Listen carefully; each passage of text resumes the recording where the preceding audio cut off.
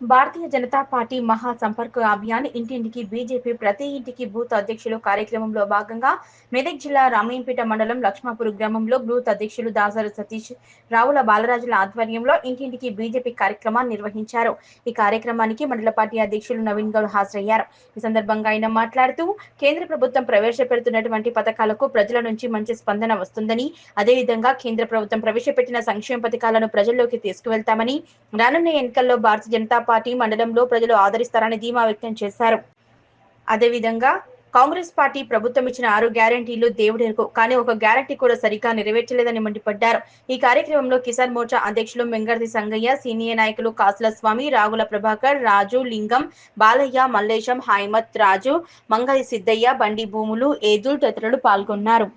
Bharatiya Janata party మహా సంపర్క్ అభియాన్ కార్యక్రమంలో భాగంగా ఈరోజు మెదక్ జిల్లా రామపేట మండలం లక్ష్మాపూర్ గ్రామంలో మరి గడప గడపకు బీజేపీ ఇంటింటికి బూత్ అధ్యక్షుడు అనే కార్యక్రమం నిర్వహించడం జరుగుతుంది. మరి ఈ కార్యక్రమం ముఖ్య ఉద్దేశం ఏంటంటే కేంద్ర ప్రభుత్వం నరేంద్ర మోడీ గారి ప్రభుత్వం చేస్తున్నటువంటి అభివృద్ధి సంక్షేమ పథకాలను ప్రతి గడప గడపకు తీసుకెళ్లాలనే ఉద్దేశంతో మరి ఈ కార్యక్రమాన్ని నిర్వహించడం జరుగుతూ ఉంది. ఈ మోడీ గారు ఈరోజు విద్యార్థులకు కావచ్చు, ఉద్యోగులకు కావచ్చు, రైతులకు కావచ్చు, అన్ని వర్గాల వారికి కూడా మరి కేంద్ర ప్రభుత్వ పథకాలు ప్రవేశపెడుతున్నారు.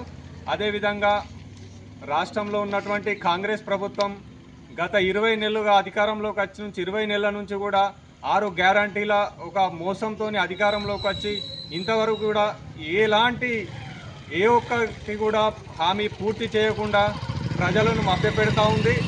మరి ఎన్నో హామీలు ఇవ్వడం జరిగింది. ఏ ఒక్క హామీ కూడా పూర్తిగా నిర్వహించడం లేదు. నిరుద్యోగులకు రాజీవ్ యువ వికాస్ అనే ఒక స్కీమ్ తీసుకురావడం జరిగింది. దాంట్లో భాగంగా అనేక మంది నిరుద్యోగులు యువత ఆశతోని అప్లై చేసుకొని ఎంఆర్ఓ ఆఫీస్ చుట్టూ కావచ్చు, ఎంపీడీఓ ఆఫీస్ చుట్టూ, మీ సేవల చుట్టూ తిరిగి మరి అప్లికేషన్స్ పూర్తి చేసిన తర్వాత కూడా మరి వారు ఇప్పుడు ఇస్తాం అప్పుడు ఇస్తామని మొత్తం కార్యక్రమాన్ని పూర్తిగా కూడా నీరుగార్చారు.